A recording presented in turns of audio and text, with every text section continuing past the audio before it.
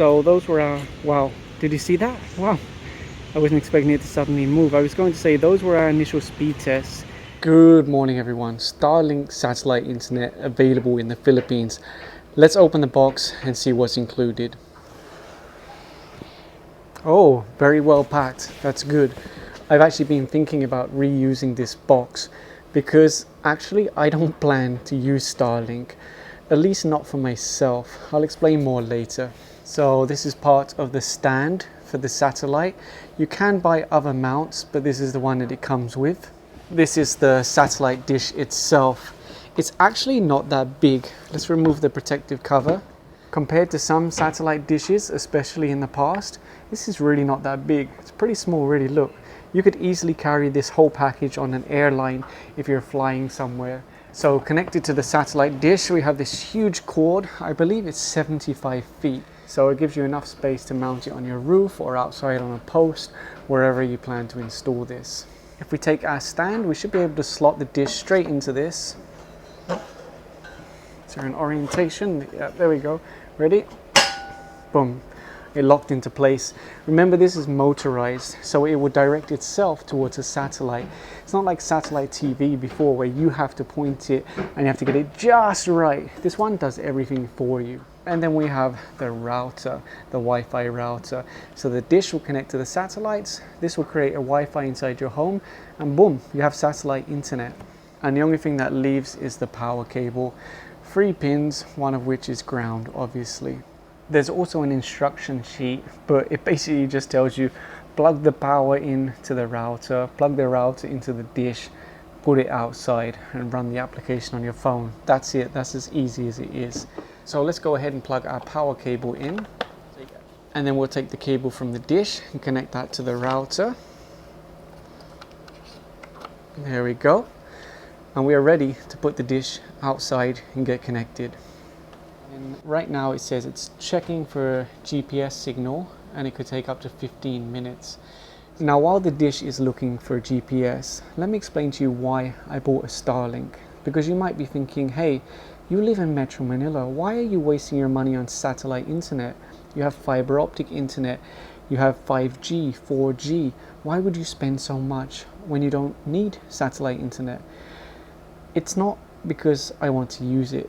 It's because I want this on standby in case of calamities. When there's an earthquake, typhoon, flooding, I want to be able to pack up my Starlink, jump on an airplane and fly to the affected community, set this up and immediately provide internet connection.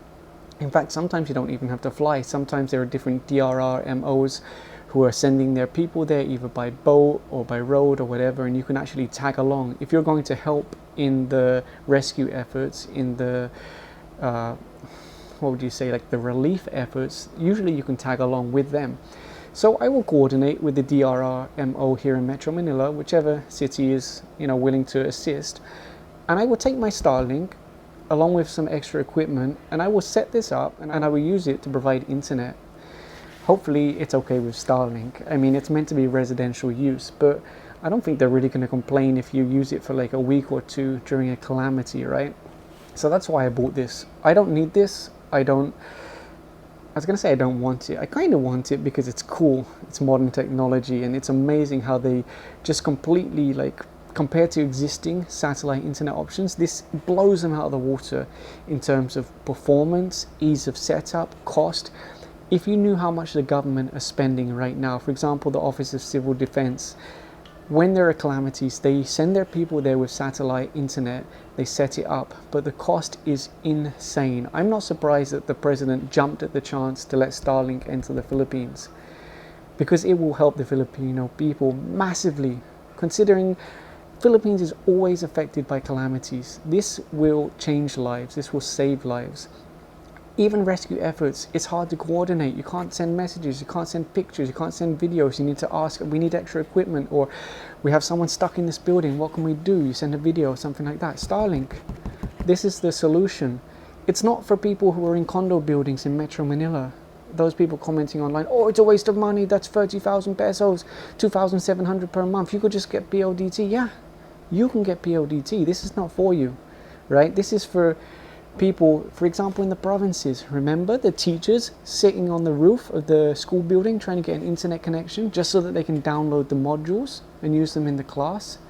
Buy a Starlink. Use the government funds that are available to invest in this. Give them a proper internet connection, not just for the teachers, but for the students as well.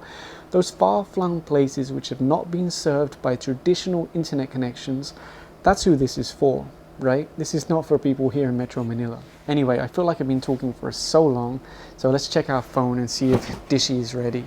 So according to the application, my Starlink is now connected to the satellite internet. Interestingly, the direction it's pointing is directly up. I thought maybe it might go on an angle, but it really just depends on your location. So if I run a speed test right now, we should see we have an internet connection. Let's try it out. Oh, it moved a little bit. Did you see that? It just tilted itself a little bit. Let's do a speed test. I brought the router outside so we can make sure we're a little bit closer, and then we'll do the speed test again. So those were our, wow, did you see that? Wow, I wasn't expecting it to suddenly move. I was going to say those were our initial speed tests, anywhere between 10 and 30 megabit per second.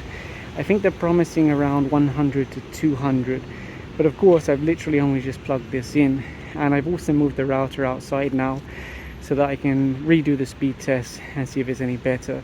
So I just did another speed test after it moved, and we're well over 100 megabit per second. Now, if you have a fiber line here in Metro Manila, maybe you won't be that excited. But if you live in the middle of nowhere, if you're up a mountain or something like that, that barely has even 1 bar of cell phone signal, no fiber optic internet available, then you will be amazed at what you just saw. And that 2,700 per month would definitely seem worth it. My goodness, I'm so excited. Not for myself, but for how many people this is going to really help. So I have to admit, I was a little bit worried at first when it was around 10 Mbps, and then it started hitting 30, 40, and I was like, okay, that's actually pretty good still, pretty good.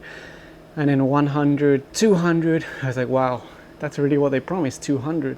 Will it slow down if more people are using it? Maybe eventually, yes, but then they're also putting up more satellites. Now this is just a short video because I actually had to be somewhere right now.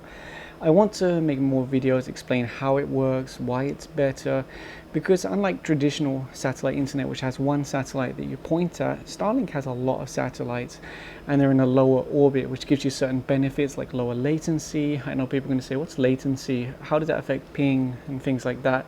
That's another thing. People say, can I use it for gaming? How's the ping for gaming?